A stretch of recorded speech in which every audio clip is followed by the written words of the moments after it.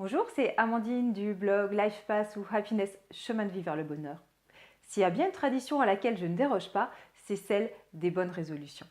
Me fixer des bonnes résolutions, c'est, à mon sens, le meilleur moyen d'être actrice de ma destinée. Ça me permet de faire le point sur ma vie, de vérifier qu'elle est bien en adéquation avec mes besoins, de rectifier le cap si nécessaire et de définir les grandes lignes pour la suite. Dans cette vidéo, je partage ma méthode pour définir mes bonnes résolutions. La première étape qui est incontournable, c'est de faire le bilan de sa vie à l'instant T. Voyez bien, sinon ça n'a pas de sens. Imaginez que vous fixiez comme bonne résolution de faire plus de sport parce que c'est dans l'air du temps, parce que oui, c'est bon pour votre santé, mais que en fait vos besoins actuels sont d'avoir davantage de temps pour vous ressourcer, pour réfléchir. Rajouter dans votre emploi du temps de faire du sport, c'est absolument pas pertinent. Et moi, je mets ma main à couper que cette résolution, vous ne la tiendrez pas un mois d'affilée. Alors, ce bilan, comment on le réalise? Ce que je vous invite à faire dans un premier temps, c'est de dresser un bilan 100% positif de l'année qui vient de s'écouler. J'ai réalisé une vidéo spécifique sur ce sujet, donc je ne vais pas y revenir, mais l'idée, c'est de pouvoir capitaliser sur ces réussites. On a toujours tendance à insister sur nos défauts, sur les points d'amélioration, et on oublie de célébrer, de capitaliser sur ces victoires, sur ces succès. Donc c'est important de faire cette démarche. Alors bien sûr, au-delà de ces réussites, si on veut s'inscrire dans une démarche d'amélioration continue, il faut voir quels sont les points d'amélioration. Et pour définir ces points d'amélioration, donc, il faut passer en revue les différents domaines de sa vie et voir lesquels peuvent être sujets à amélioration. Donc là, ce qu'il est possible de faire, en tout cas moi c'est la façon dont je procède, c'est de lister les différents domaines de votre vie.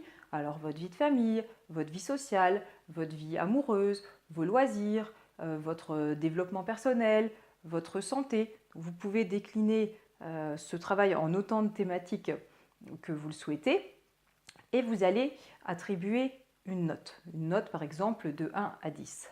Une fois que vous avez vos notes, moi ce que je pratique, c'est la question du pourquoi avec les notes qui sont les plus basses.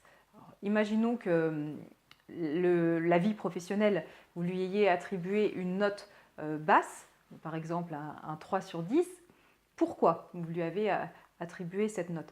Et là, vous allez encore décliner avec les motifs d'insatisfaction. C'est important d'aller plus loin dans le diagnostic avec ces pourquoi, parce que sinon on peut commettre des erreurs d'appréciation.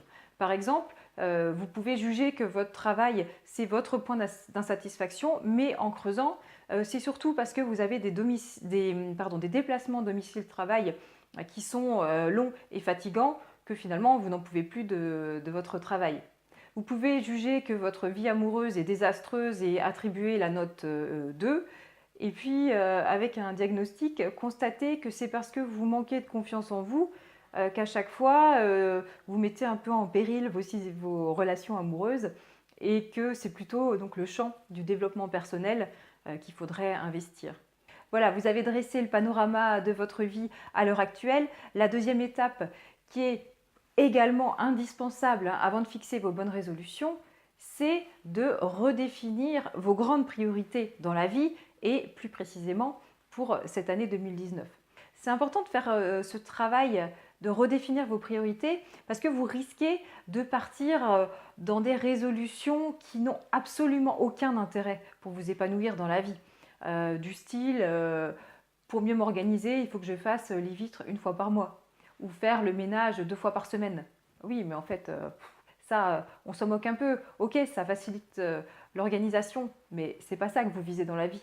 Si vous avez du mal à définir les priorités, repensez à votre bilan 100% positif. Le grand cap, ce vers quoi vous devez aller, c'est ce qui vous fait vibrer dans la vie, ce qui vous fait du bien. Ces résolutions, il va aussi falloir les corréler au bilan.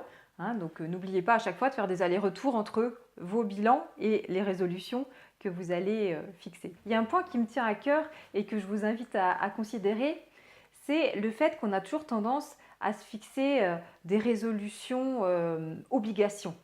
Or, des obligations, on en a tout le temps dans la vie. On en a au travail, on en a avec tout ce qui relève de l'administratif, on en a quand on élève des enfants. Donc, pourquoi se rajouter encore une dose de contraintes? Ce qui peut être enthousiasmant, c'est au contraire de se fixer des résolutions plaisir, des trucs qui nous font kiffer. Alors bien sûr, si vous voulez avancer dans la vie, si vous avez des ambitions particulières, il va falloir vous fixer des objectifs peut-être un petit peu contraignants. Si vous préparez un Ironman, c'est peut-être de courir à minima 3 fois par semaine. Si vous voulez parler l'anglais, peut-être de faire 10 minutes d'anglais par jour. Si vous voulez avoir une chaîne YouTube, de produire une vidéo par semaine. Mais au-delà de ces résolutions un peu contraintes, fixez-vous des résolutions plaisir. Fixez-vous d'aller au terme une fois par mois si c'est quelque chose qui vous fait du bien. Voilà, donc je récapitule les points clés de la méthode. Un bilan. On analyse toutes les sphères de la vie. On n'oublie pas le bilan 100% positif. Avant de définir ses bonnes résolutions, on n'oublie pas de redéfinir ses grandes priorités dans la vie, son cap, ce qui nous fait rêver. On corrèle nos bonnes résolutions avec notre bilan et les bonnes résolutions, même s'il y en a qui sont un petit peu contraignantes, on n'oublie pas les bonnes résolutions, 100% plaisir. Je vous souhaite une bonne réflexion et n'hésitez pas à partager vos commentaires ci-dessous. En ce début d'année 2019, je tiens à vous présenter mes vœux les plus sincères de bonheur. Si vous avez envie, avec moi, de cheminer vers le bonheur, Life Path to Happiness, chemin de vie vers le bonheur, vous pouvez vous abonner à ma chaîne YouTube. Je vous en remercie et je vous dis à très bientôt.